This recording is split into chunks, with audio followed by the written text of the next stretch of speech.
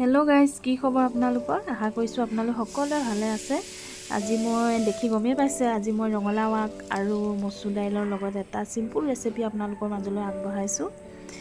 মই ভাবিছিলোঁ এইটো শামুক বুলি, কিন্তু শামুক নহয়, এইটো ৰঙালাও কলিহে। ৰঙালাও আগখিনি কিন্তু ঘৰৰ নহয় দেই, বজাৰৰ পৰা কিনি অনা হয়। যি টি লাগিও থাকিব পাৰে, ভালকৈ ধুই ল'ব লাগিব। আৰু এতিয়া মই ৰঙালাও আগখিনি এনেকৈ ধুনীয়াকৈ এটা মিডিয়াম চাইজত কাটি ল'লোঁ। কাটি ধুনীয়াকৈ এতিয়া ধুই ল'ম। আৰু এইখিনিও মই সৰু সৰুকৈ কাটি ল'ম, ইয়াতকৈ সৰু সৰুকৈ কাটি ল'ম। আৰু এফালে মচুৰ দালি মই বেছি নাই লোৱা, বেছি ডাঠকৈ নবনাওঁ, পাতলাকৈ বনাম। আৰু এফালে দেখিছেনে সৰু সৰুকৈ ৰঙালাও আগখিনি মই কাটি ল'লোঁ। এতিয়া মই সৰু সৰুকৈ কেইফুটামান নহৰু কাটি ল'লোঁ, 4টা শুকান জলকীয়া, 4টা কেঁচা জলকীয়া আৰু এটা পিঁয়াজ কাটি ল'লোঁ। এইফালে সৰু আলু এটাও এনেকৈ কাটি ল'লোঁ। তেল গৰম হ'ল, বগা সৰিয়হ দুটামান দি দিছোঁ। আৰু এফালে 4টা শুকান জলকীয়া দি দিছোঁ, এইফালে পিঁয়াজ আৰু নহৰু কেইফুটা। অকণমান ৰঙা হোৱালৈকে ভাজি থাকিব লাগিব। এতিয়া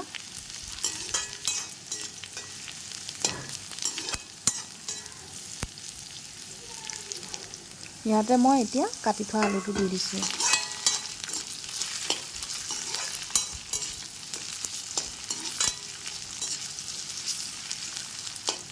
লাও আগখিনি দি দিলোঁ।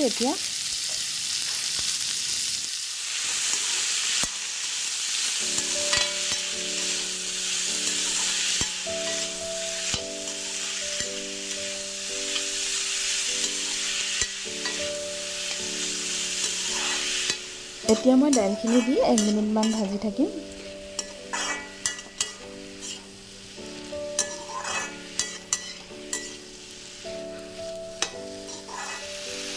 হালধি দিছোঁ আন্দাজমতে, নিমখো আন্দাজমতে দিছোঁ।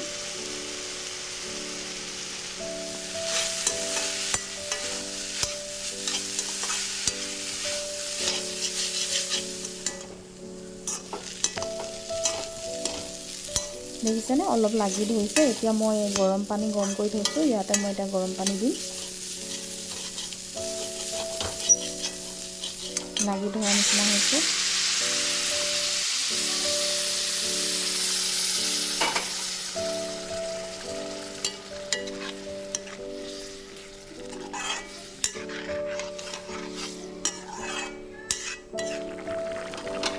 এতিয়া মই ঢাকনখন মাৰি 7 মিনিটমান সিজিবলৈ দিম।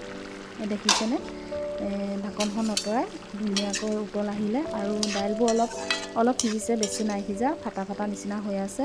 আৰু মই বেছি সিজিবলৈও নিদিওঁ, অলপ ফাটা ফাটা নিচিনাকৈ ৰাখিম। তেনেকৈ ৰাখিলে খাই ভাল লাগে। এতিয়া 3টা কেঁচা জলকীয়া দি দিছোঁ তাতে। এতিয়া মই আকৌ 2 মিনিটৰ কাৰণে ঢাকনখন দি দিছোঁ। 2 মিনিটৰ পিছত ঢাকনখন আঁতৰাই দেখিছেনে আজি মোৰ ৰেচিপিটো তৈয়াৰ হ'লে।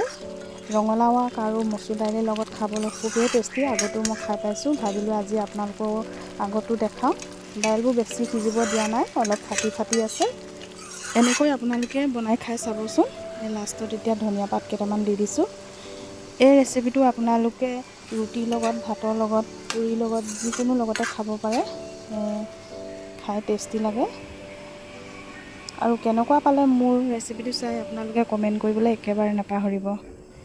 আজিলৈ তেনে আহিছোঁ, নমস্কাৰ দেই।